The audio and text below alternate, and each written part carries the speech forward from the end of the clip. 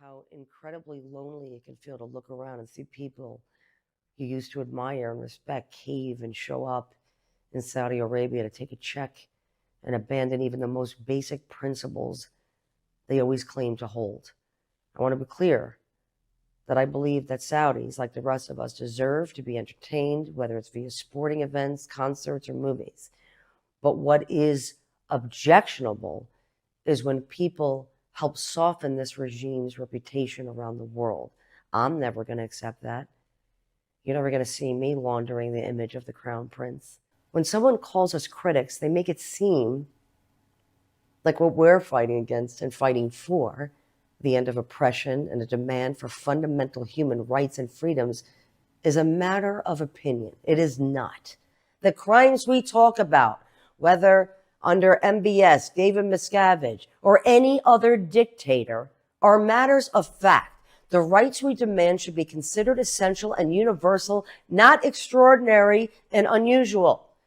Restaurants have critics, movies have critics. I am not a critic, and none of you are critics. You are patriots. You love your country so much that you're willing to make enormous sacrifices.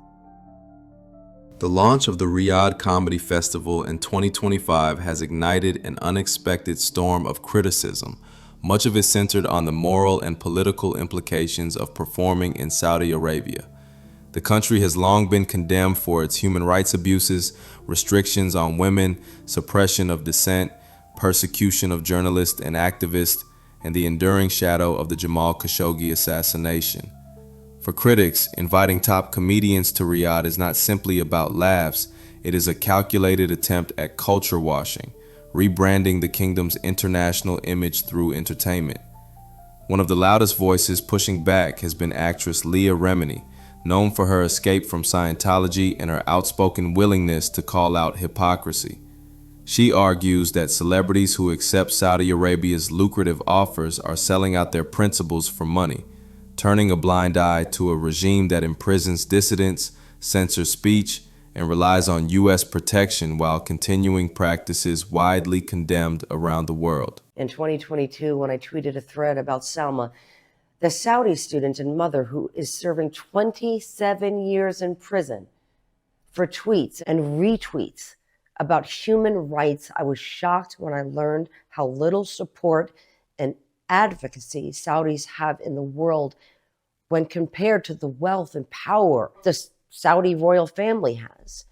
After Jamal Khashoggi was murdered in the Saudi consulate in Turkey, I know some of you were cautiously optimistic after MBS faced a massive fallout for his direct involvement in this operation.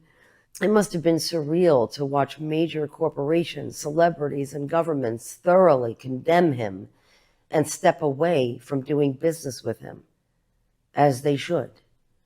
I know that I had that feeling before any time a documentary or major story came out about Scientology. I get hopeful, and I wonder, is this finally the moment where people will open their eyes? Her critique is simple. Fame and money are no excuse for lending legitimacy to power built on repression and suffering. What makes her stance resonate even more is the hypocrisy she sees in many of the festival's headliners. Bill Burr, for instance, once criticized Beyoncé for taking money to perform for Muammar Gaddafi's son, only to later joke that he himself would do something similar in one of those apartheid countries. I've already resigned myself to the fact that I am going to fucking not only restore this goddamn fucking cocksucking fucking room. Sorry, guys. I'm in a mood here. I'm going to make it even better. Okay, that's what I'm doing. I don't give a shit if I have to do stand-up gigs in I don't know, one of those apartheid countries in front of a fucking dictator like Beyonce did, shaking her fucking perfectly round ass on New Year's Eve. You think I'm above that? I'll do it the fucking day after Thanksgiving. I'll give you a fucking 2-for-1.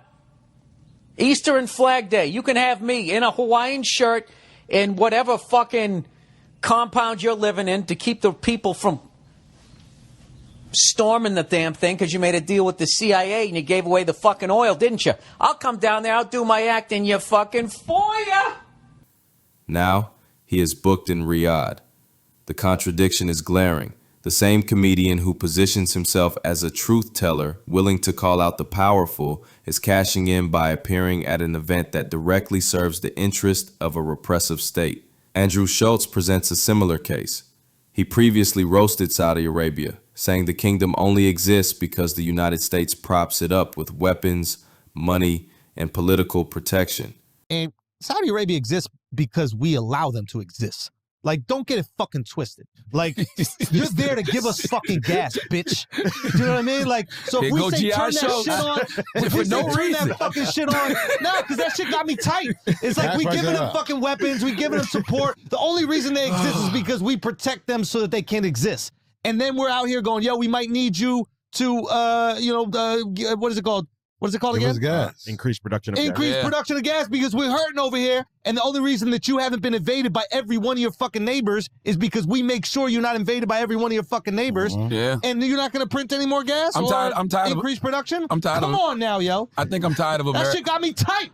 You are there because of our kindness. Yes, but I think I'm tired of America being the world's police. Great. His brand is always leaned on sharp, politically charged observations. Yet now he too is slated to perform in Riyadh, aligning with the very system he once mocked.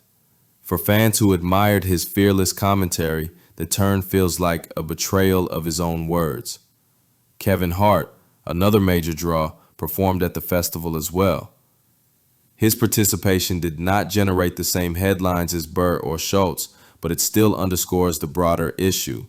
Hollywood and comedy's elite are willing to take the payday despite the moral cost. Just want to say, man, an amazing show, an amazing crowd.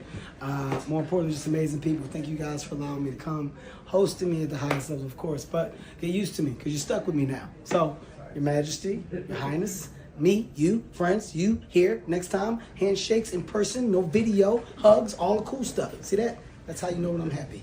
All right? See you later.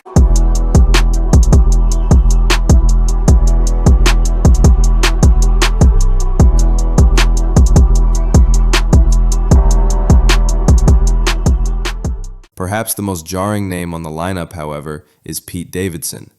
Davidson's father, a firefighter, died on September 11th, a tragedy directly linked to Saudi nationals, 15 of whom were involved in the attacks. For him to travel to Riyadh and perform for the same royal family whose citizens played such a central role in that day is staggering.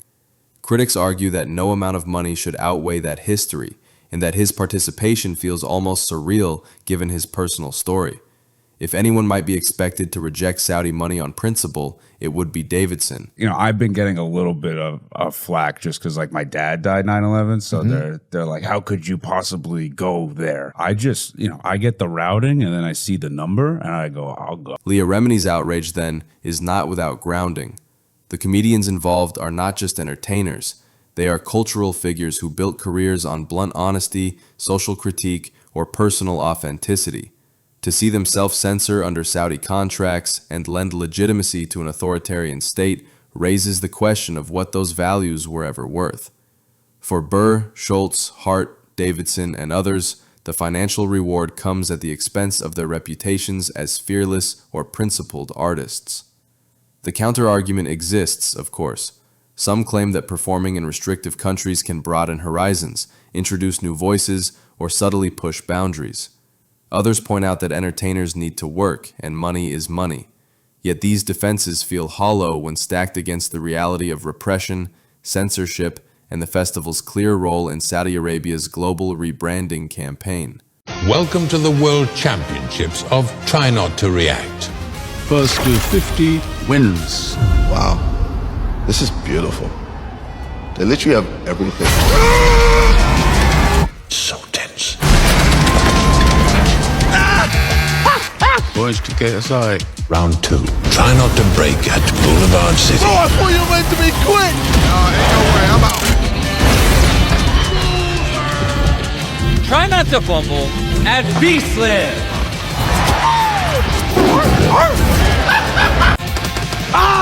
KSI wins.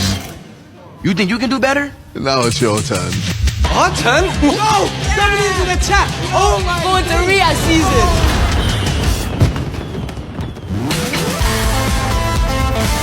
It is difficult to argue that comedy performed under political conditions retains its power as satire or free expression. Ultimately, the controversy reflects a deeper tension between art, money, and morality.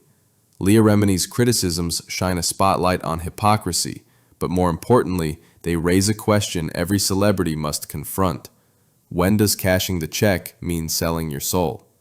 In the case of the Riyadh Comedy Festival, for many observers, the answer is clear. By performing in Saudi Arabia, these comedians traded in the very integrity their audiences once admired.